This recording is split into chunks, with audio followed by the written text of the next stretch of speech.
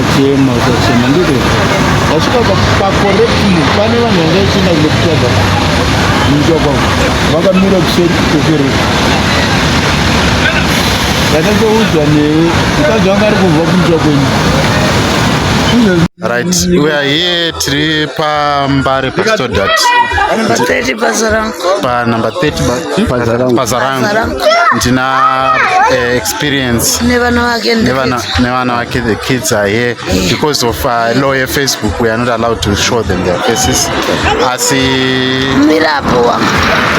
we are on our way to Kwadzana White House kwatikunoona bamnini so that experience can start this journey yekutsvaga dzinza rake rekwankomo. We're just hoping for the best kuti he might be able to reunite with his father, but also to reunite with the Nkomo family. Are you excited? Yes, I'm excited. Okay. And I need you to know all of you. I need you to know me. I need you to know my kids. I'm empty. I need the surviving life. I need the truth in life. I need my family. Right. So we hope for the best. So we're gonna walk this journey. Please join us if you want to support us through this journey, so that we help experience reach the final destination. We love to see a happy ending to this story. So I'm hoping that it's going to be a happy ending to this story, and we're gonna put a smile again. Yes, thank and you. Want guys. to see her change. Yeah, if you want to help me. That's all. I can improve. I can move on. Yes. Life is hard for now. I wish it will be good. Thank you. Bye. Bye.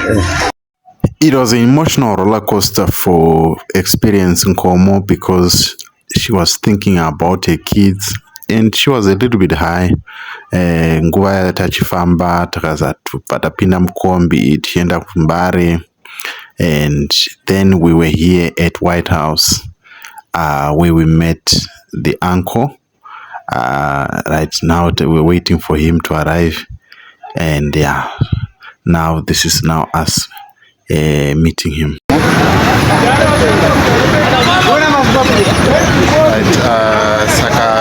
Saka is calling. Okay. Hey, how is things? Things are fine. Everything is good.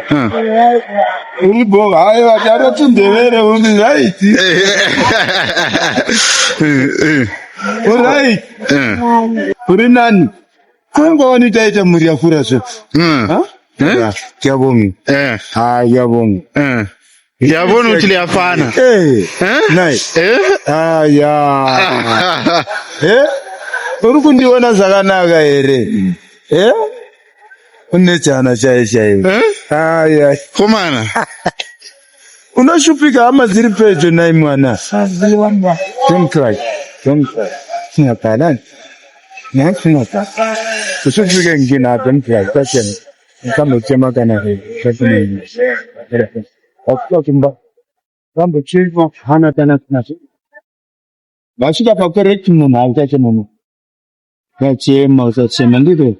Bashika pakorect mama. Pane vanhu vanga ichienda kunokutsvaga muchokwa vakamira kuseri kwekereke. Ndakatoudzwa newe mukadzi wanga ari kubva kumusha kwenyu. Izvozvi ndikaonana nemukadzi wanga fanototidza diki uri mwana wekwanini. Akamira kuroti. Safe again, Binga. Yeah, safe. You are home now.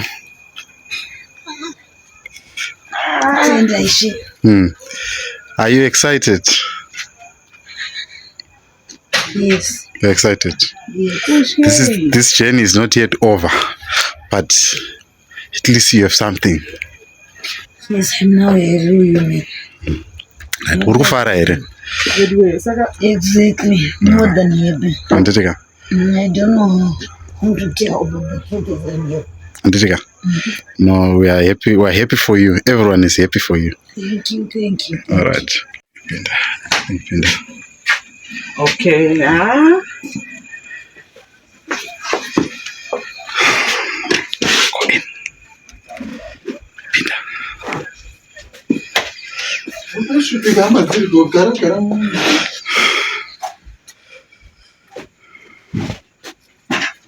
kumbozorora. Don't fucking cry here at home, Shamari. Do you understand? Huh? Zachema zvekuchema zvatopera. Iwe chitosununguka kuti ndaona vekwangu. Huh? Wona ukachema kutofanana nababa wako manje. Huh? Asachema yadana. Nana zandichema kana. Ndipo paunofanira kuti usununguke kuti ndaona mazangu manje. Handiti? Huh? Uri kunzwa here mwana? Huh? Sununguka waona hama dzako. Zokuti inini baba vangu na gogo wako vari kuteverana kudai. Gogo wako ndiye first born kuchitevera baba vangu, so kuteverana. Saka kana inzwa yeka muri Zimbabwe zvaitika nhasi ndezvekuti taenda na experience kwasekuru vanova hanzvadzi yamai vakabereka baba va experience. Haupo muri kuinzwisisa shona yachona. So according to him, pandavafonera at first vanditi baba va experience ndi cousin kwandiri.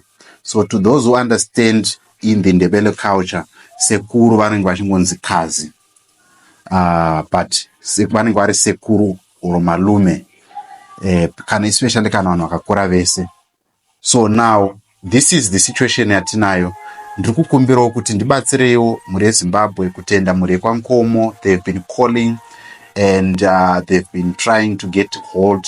I've never seen such a response, especially when it comes kuti vanhu vakanzwa kuti munhu anobva kumusha kwavo.